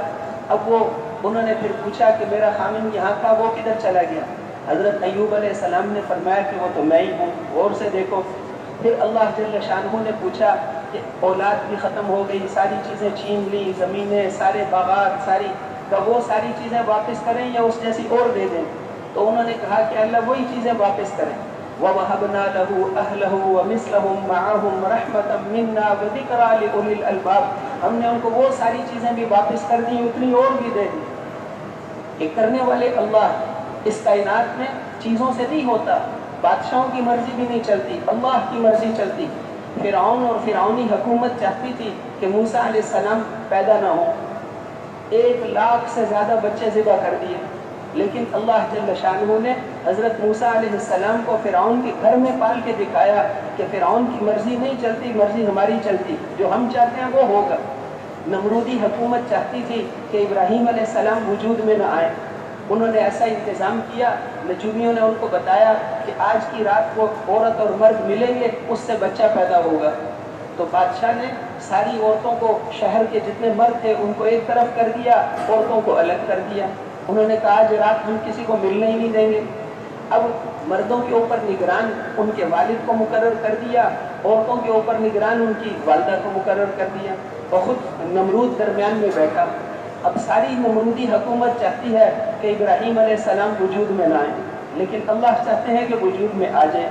اب جب کچھ رات گزر گئی تو ان کی والدہ نے کہا کہ عورتوں کی طرف تو انتظام بہت زبردست ہے، میں ان کے اپنے خامن کو جا کر بتا دوں کہ انتظام ٹھیک ہے۔ چنانچہ وہ بتانے کے لیے آئیں، اپنے خامن کو بتایا کہ عورتوں کا تو کام ٹھیک ہے، اس نے کہا مردوں کی طرف بھی سارا کام ٹھیک ہے۔ اب وہ میاں بیوی تھے آپس میں، وہیں نمرود کے تخت کے پاس ہی آپس میں مل لیے۔ اب وہ جو اللہ چاہتے تھے وہ ہو گیا۔ صبح کو نجومیوں نے بتایا کہ وہ تو میاں بیوی آپس میں مل لیے، کہ ہم نے تو پورے شہر کو الگ الگ کر دیا تھا کہ تمہاری مرضی نہیں چلتی، مرضی اللہ کی چلتی ہے۔ چنانچہ پھر حضرت ابراہیم علیہ السلام پیدا ہو گئے۔ اب اللہ جل شانہ نے پھر ان کی پرورش فرمائی۔ جب بولنا شروع کیا، پہلی بات انہوں نے اپنی والدہ سے یہ پوچھی کہ میرا رب کون ہے، میرا رب کون ہے؟ کہ تمہارا رب تو میں ہوں، تمہاری پرورش میں کرتی ہوں، تمہاری ضرورتیں پوری کرتی ہوں۔ ابراہیم علیہ السلام نے فرمایا کہ اچھا تمہارا رب کون ہے؟ کہ میرا رب تو تمہارا باپ ہے، وہ میری ضرورتیں پوری کرتا ہے۔ تو ابراہیم علیہ السلام نے پوچھا میرے باپ کا رب کون ہے؟ کہ تمہارے باپ کا رب تو نمرود ہے، نمرود اس کی ضرورتیں پوری کرتا ہے۔ تو ابراہیم علیہ السلام نے پوچھا اچھا یہ بتاؤ نمرود کا رب کون ہے؟ وہ بڑی حیران ہوئی کہ تو زندگی میں پہلی دفعہ کسی نے پوچھا ہے۔ تو بعد میں جب ان کے والد صاحب واپس آئے، کام کر کے شام کو واپس آئے، تو ان کی والدہ نے ان کو کہا، والد کو کہا کہ تمہارے بچے نے بولنا شروع کیا، وہ تو بڑی عجیب عجیب باتیں کرتا ہے۔ والد سے بھی انہوں نے پوچھا کیا میرے ابا جان یہ بتاؤ کہ میرا رب کون ہے؟ اللہ جل شانہ نے شروع ہی سے انبیاء علیہ السلام کی اللہ جل شانہ تربیت فرماتے ہیں۔ پھر حضرت ابراہیم علیہ السلام ساری قوم ان کے خلاف، جب نوجوان ہو گئے اللہ کا حکم آیا کہ دعوت دیں۔ اب وزیر کے بیٹے تھے، وزیر کے بیٹے ہیں۔ اب اس زمانے میں قانون یہ تھا کہ باپ کے بعد بیٹا وزیر بنے گا۔ اب ابراہیم علیہ السلام وزیر بنیں گے، عزت ملے گی، کامیابی ملے گی، لیکن اللہ کا حکم آ گیا دعوت دو۔ اب دعوت دیں گے تو وزارت ختم۔ انہوں نے یہ فیصلہ کیا کہ میں نے وزارت نہیں لینی، میں نے اللہ کا حکم پورا کرنا، اللہ کا حکم پورا کرنے میں کامیابی ملے گی۔ چنانچہ انہوں نے دعوت دینی شروع کر دی، اپنے والد کو بھی دعوت دیتے تھے، یا ابتی انی قد جاءنی من العلم ما لم یأتک فاتبعنی اہدک صراطا سویا.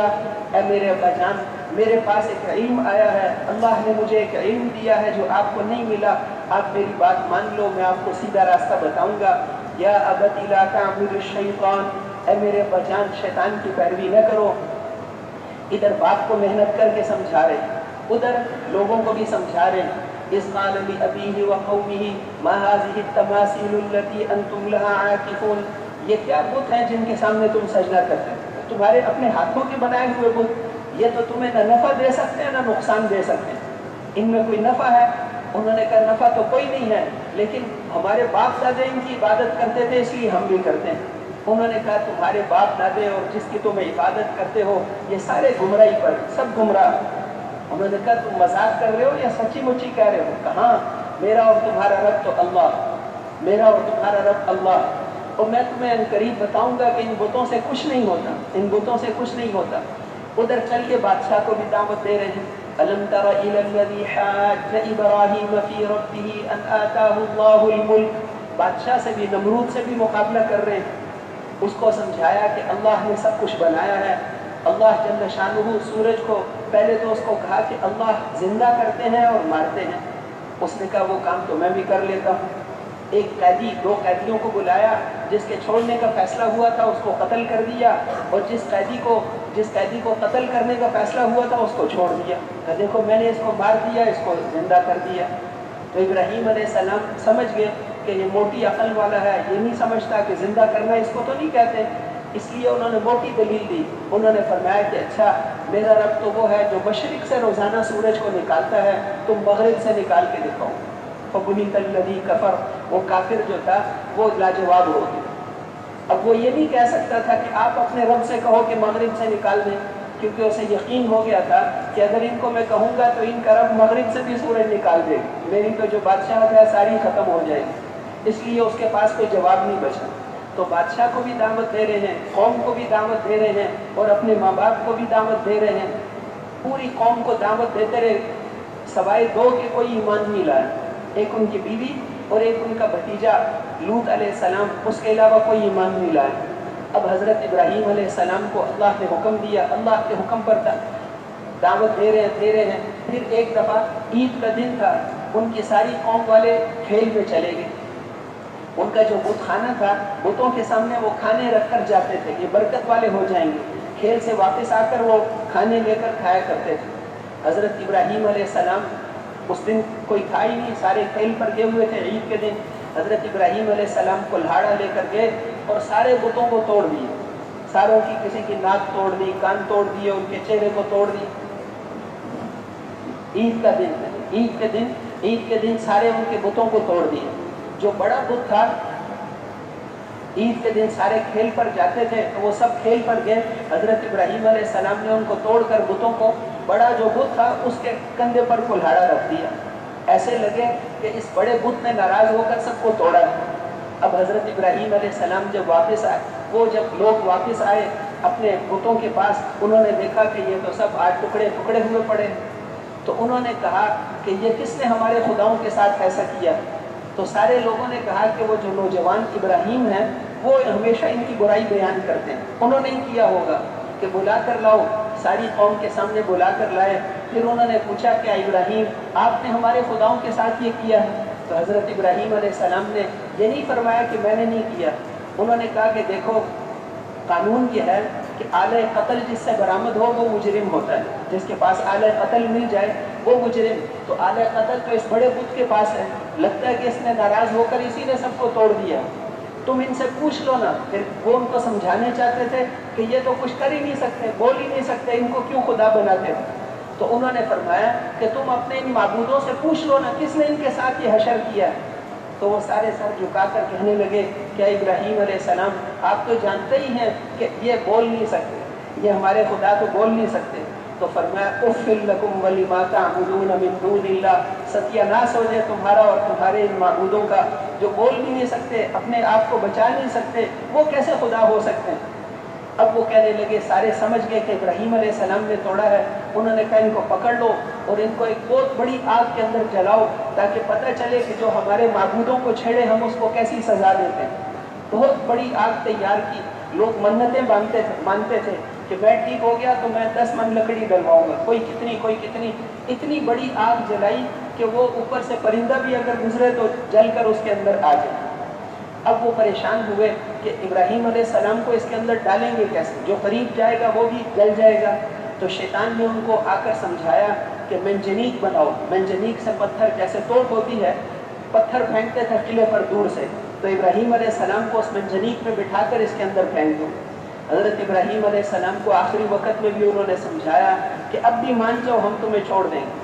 حضرت ابراہیم علیہ السلام نے فرمایا لا الہ الا اللہ، یہ آگ تو کچھ بھی نہیں، اللہ سب کچھ، اللہ کے ہاتھ، جس کے ہاتھ میں سب کچھ ہے وہ تو میرے ساتھ ہے، جس کے ہاتھ میں سب کچھ ہے وہ میرے ساتھ ہے. اب ابراہیم علیہ السلام، سارے فرشتوں میں ہلچل مچ گئی. اے اللہ، ایک ہی دنیا میں آپ کا خلیل ہے، اس کو آگ میں ڈال رہے ہیں. اللہ جل شانہ نے فرمایا فرشتوں کو، اچھا جاؤ، اگر وہ تم سے مدد لے تو مدد کر دو. اب فرشتے آئے، جبرائیل علیہ السلام. ابراہیم علیہ السلام کو ابھی وہ ہوا میں تھے جب آگ میں پھینکا، تو جبرائیل علیہ السلام آئے اور آ کر کہا کہ ابراہیم، میں جبرائیل ہوں، یہ ہواؤں کا فرشتہ، یہ پانی کا فرشتہ، اگر آپ حکم دیں تو ہوا اس کے اوپر، ان کے اوپر یہ ساری آگ اڑا کر ہم انہی کے اوپر ڈال دیں گے، اور یہ پانی ڈال کر ہم ساری آگ کو بجھا دیں گے. تو حضرت ابراہیم علیہ السلام نے فرمایا اما الیک فلا، اما الیک فلا، مجھے تمہاری مدد کی کوئی ضرورت نہیں. اما الی اللہ فنعم، اللہ کی مدد کی مجھے ضرورت ہے. حسبی اللہ و نعم الوکیل، نعم المولا و نعم النصیر، اللہ مجھے کافی ہے، وہ بہترین کارساز ہے. اب اللہ جل شانہ نے جب دیکھا کہ یہ تو فرشتوں سے بھی مدد نہیں لیتے، کسی بھی مخلوق سے مدد نہیں لیتے، پھر اللہ جل شانہ نے فرشتے نہیں بھیجے، براہ راست آگ کو حکم دیا، قلنا یا نار کونی بردا و سلاما، اے آگ تو ٹھنڈی ہو جا، سلامتی والی ہو جا. شروع میں جب فرمایا کہ ٹھنڈی ہو جا تو وہ آگ اتنی ٹھنڈی ہو گئی کہ ابراہیم علیہ السلام کو اس میں سردی لگتی تھی. ایک رسی تو اوپر سے جلا دی لیکن جسم کا ایک بال بھی نہیں جلا. اللہ نے آگ کو جلانے سے منع کر دیا. اللہ جو چاہے، جس چیز کے اندر جتنی خاصیت ہے،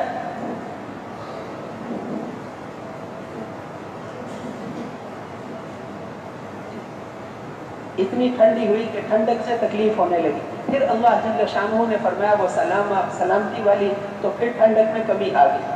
اللہ جل شانہ نے حکم دی. اب پوری دنیا میں وہ ساری صفات، وہ ایمان، وہ تقوی کی وہ ساری چیزیں ہمارے اندر بھی پیدا ہو جائیں اور اللہ ہمیں ذریعہ بنائے ساری انسانیت کی ہدایت. تھوڑی سی محنت پر اللہ کتنے بڑے بڑے نتیجے ظاہر فرماتے ہیں. اللہ جل شانہ، حضور صلی اللہ علیہ وسلم والی محنت جس زمانے میں بھی آپ کے طریقے پر ہوگی، اللہ وہی نتیجہ ظاہر فرمائیں گے جو حضور کے زمانے میں ظاہر فرمایا. وہ کیا تھا؟ اذا جاء نصر اللہ والفتح ورأينا الناس يدخلون في دين الله افواجا. جب اللہ کی مدد آ گئی، مکہ فتح ہو گیا، اب آپ دیکھ رہے ہیں لوگ فوج در فوج دین میں داخل ہو رہے ہیں. اللہ جل شانہ کو دکھا رہے ہیں، افراد کو آج کل بھی داخل ہو رہے ہیں. اللہ جل شانہ وہ منظر بھی قائم فرمائیں. تو میرے محترم بھائیوں اور دوستوں، عزت کلمہ لا الہ الا اللہ عزتوں کے لیے آیا، عزتیں دینے کے لیے آیا. جب ہم اس کے تقاضوں پر پورا چلیں گے تو پھر اللہ وہی مددیں اور نصرتیں اللہ کی ہمارے ساتھ ہوں گی جو نبیوں کے ساتھ، نبیوں والی مدد کے وعدے جیسے ان کے سارے مسئلے دعاؤں سے حل ہوتے. حضرت ایوب علیہ السلام کی بیماری، جب دعا کی رب انی مسنی الضر وانت ارحم الراحمین، اللہ جل شانہ نے فرمایا کہ ہم تو اتنے عرصے سے تمہاری دعا کی انتظار میں. جب دعا کی کہ اللہ ہم تو شفا کے لیے جب دعا کی فوراً فرشتہ بھیج، ہم تو دعا کی انتظار میں تھے. فرشتے نے پر مارا، پانی نکل آیا کہ اس کو اپنے اوپر ڈال لو، پی لو، اس کو اپنے اوپر ڈال لو. اب اس پانی کو پیا، کوئی دوائی نہیں، کوئی کچھ نہیں، لیکن اللہ کا امر ہے. وہ پانی اپنے اوپر ڈالا، اس پانی کو پیا تو 30 سال پہلے جیسے نوجوان تھے ایسے خوبصورت نوجوان بن کر بیٹھے. اب بیوی کھانا لینے گئی ہوئی تھی، وہ واپس آئی، اس نے فوراً پردہ کر لی تو کوئی نوجوان بیٹھا ہوا ہے. میرے خامد کو اتنے بیمار تھے. پھر اس نے پردے کے پیچھے سے پوچھا کہ میرے خامد بیمار ایک آدمی کا یہاں پڑا ہوا تھا، وہ کہاں چلا گیا؟ ایوب علیہ السلام نے فرمایا کہ غور سے دیکھ رہی ہوں. پھر اللہ جل شانہ نے پوچھا کہ وہ جو بیٹے اور وہ ساری چیزیں اور وہ نعمتیں ساری ہم نے چھین لی تھی امتحان کے طور پر, وہی واپس کریں یا اس جیسی اور دے دیں؟ کہ اللہ وہی واپس کر دیں. وَوَهَبْنَا لَهُ أَهْلَهُ وَمِثْلَهُمْ مَعَهُمْ رَحْمَةً مِنَّا وَذِكْرَىٰ لِأُولِي الْأَلْبَابِ. ہم نے وہ بھی دے دیا, اتنا اور بھی دے دیا, تاکہ دیکھنے والوں کو, عقل والوں کو پتہ چلے کہ اللہ کیسے نوازتے ہیں. ایوب علیہ السلام دعا سے سارے مسئلے حل. موسیٰ علیہ السلام نے دعا کی, اے اللہ فرعون کی حکومت کو, ان کی حکومت کو ختم کر دے. اللہ نے ان کی دعا سے سارا مسئلہ ہے. تو دعاؤں سے, اللہ دعاؤں سے کرنا, دعا سے اپنے سارے مسئلے ہیں. جب ہمارے ایمان اور اعمال پر جب ہم محنت کریں گے تو اللہ کی وہ مدد اور نصرتیں جو ان کے ساتھ تھی وہ ہمارے ساتھ بھی ہوگی. یہ اللہ کے وعدے. دعائیں نبیوں کی دعاؤں کی طرح قبول ہوں گی. ظاہر کے خلاف جیسے اللہ نے ان کی مدد کی تھی وہ اللہ ہماری بھی مدد کریں گے. اللہ آج بھی وہی, ہمارے اللہ نعوذ باللہ بوڑھے نہیں ہوتے, کمزور نہیں ہوتے. ہمارے اللہ جس طاقت اور قوت کے ساتھ حضرت آدم علیہ السلام کے زمانے میں تھے, اور جس طاقت اور قدرت کے ساتھ حضرت موسیٰ علیہ السلام کے زمانے میں تھے, اور ہمارے اللہ جس طاقت اور قدرت کے ساتھ حضرت محمد رسول اللہ صلی اللہ علیہ وسلم کے زمانے میں تھے, جس طاقت اور قدرت کے ساتھ بدر والے دن تھے, ہمارے اللہ آج بھی اسی طاقت اور قدرت کے ساتھ. اللہ جل شانہ نعوذ باللہ ان میں کوئی کمزوری نہیں آئی, وہ آج بھی اسی طاقت اور قدرت کے ساتھ ہیں. اور اللہ کے وعدے بھی وہی ہیں, اللہ کے وعدے بھی وہی ہیں. ایک نمک کی تاثیر نہیں بدلی تو اللہ کے وعدوں کی تاثیر کیسے بدل سکتی؟ ومن اصدق من اللہ قیلا ومن اصدق من اللہ حدیثا. اللہ سے زیادہ سچا کون ہو سکتا ہے؟ اللہ کے وعدے سچے ہیں, یقیناً سچے ہیں. ایمان اور اعمال پر سارے قسمیں کھا کھا کر قرآن میں وعدے, قسمیں کھا کر وعدے کی, ایمان اور اعمال پر کامیابی. یہی لوگ کامیاب ہیں, کہیں پر کوئی یہی کامیابی, یہی کامیاب ہیں, یہی ہدایت والے ہیں, یہی کامیاب ہیں. قسمیں کا مؤذن اذان میں کتنی دفعہ پہلے آنکھوں میں, اس میں کانوں میں انگلیاں ڈالتا ہے یہ بتانے کے لیے کہ جتنی بھی باتیں دنیا میں ہو رہی ہیں یہ سننے کے قابل نہیں. سننے کے قابل وہ آواز ہے جو میں لگانے لگا ہوں. اللہ اکبر اللہ اکبر 4 دفعہ کہتا ہے, اس لیے کہ یہ ساری دنیا عناصر اربع سے بنی ہے. یہ تم ان چاروں کا مقابلہ نہیں کر سکتے, اس قدرت والے اللہ کا مقابلہ کیسے کرو؟ ناراض ہو کر اللہ نے نوح علیہ السلام کی قوم پر جب عذاب بھیجا, جب وہ اعمال ان کے خراب ہو گئے تو پھر پانی کا طوفان ہوئے. ان کا بیٹا جو تھا, ایک بیٹا, 3 بیٹے جو ایمان والے تھے وہ ساتھ ہی تھے کشتی میں. ایک بیٹا جو تھا وہ ان کے ساتھ اٹھنا بیٹھنا تھا, اس لیے انہیں کے ساتھ ہو. اس لیے اس کو آپ نے فرمایا کہ میرے بیٹے کلمہ پڑھ لے, ہمارے ساتھ کشتی میں سوار ہو جائے. اس نے کہا نہیں, میں پہاڑی پہ چڑھ کے جان بچا لوں گا. آپ نے فرمایا اس لیے پانی عذاب کا ہے, اس سے کوئی نہیں بچا سکتا. اتنے میں وہ جا کر اس کو بھا کر لے. اب اللہ جل شانہ نے اس موقع پہ نوح علیہ السلام نے دعا کی, اے میرے پروردگار, آپ نے فرمایا تھا آپ کے اہل کو بچاؤں گا, اس کو بھی بچا لے. اللہ جل شانہ نے فرمایا, اے نوح انہو لیس من اہلک, یہ آپ کے اہل میں سے نہیں ہے. انہو عمل غیر صالح, ان کے تو عمل ٹھیک نہیں ہے. آپ ہرگز میرے سے وہ سوال نہ کرو جس کا آپ کو پتہ نہیں. آخر میں اتنی سخت بات فرمائی, ایسے نہ ہو کہ تم بھی ان کے ساتھ ہو جائے. ہماری چیز میں دخل دیتے ہیں, ہمارے کام میں دخل کیوں دیتے ہیں؟ اب نوح علیہ السلام اتنا روئے کہ اللہ بالکل نہیں دعا کروں گا. معاف کر, دعا کیوں کی ہے؟ اس لیے قیامت کے دن جب لوگ ان کے پاس جائیں گے کہ آپ ہمارے لیے سفارش کرو, بڑے سخت حالات میں, وہ اس وقت بھی کہیں گے کہ مجھے تو اپنے بیٹے کے لیے دعا کی تھی, اپنی فکر لگی ہوئی, میرا کیا بنے, میں کسی کی سفارش نہیں کر سکتا. جاؤ ابراہیم علیہ السلام کے پاس جاؤ, وہ اس وقت سفارش نہیں کرے. میرے محترم بھائیوں اور دوستوں, اللہ جل شانہ نبیوں کے بیٹے اور نبیوں کی بیویاں اور نبیوں کے رشتہ دار اگر ایمان اور اعمال والے نہیں تھے وہ بھی ہلاک ہو گئے. اور صحابہ کرام رضوان اللہ علیہم اجمعین کہ نبیوں کی اولاد نہیں تھے, یہ تو کافروں کی اولاد تھے, لیکن حضور والے ایمان اور عمل کو ایسے مضبوطی سے پکڑا جیسے اس کا حق تھا. پھر اللہ نے ان کو چمکایا. وہ بکریاں چرانے والے بادشاہوں کے فیصلے بیٹھ کر کرتے تھے, اور ساری دنیا ان کی نظر دیکھ کر چلتی تھی. اور وہ ساری دنیا, ساری کسرا بادشاہ کی بیٹیاں ان کے بستر بچھاتی تھیں, اس لیے کہ وہ اپنی ذمہ داری پر تھے, اپنی ذمہ داری پر. پھر اللہ کی مدد اور نصرت ان کے ساتھ. اللہ جل شانہ کی مدد اور نصرت ان کے ساتھ تھی۔ تو میرے محترم بھائیوں اور دوستوں، اللہ تو آج بھی وہی اللہ، ہم ان اعمال کو مضبوطی سے، ان اعمال کی محنت کو لینا۔ یہ دنیا کی زندگی بہت مختصر ہے، موت تو ہر ایک کو آنے والی ہے۔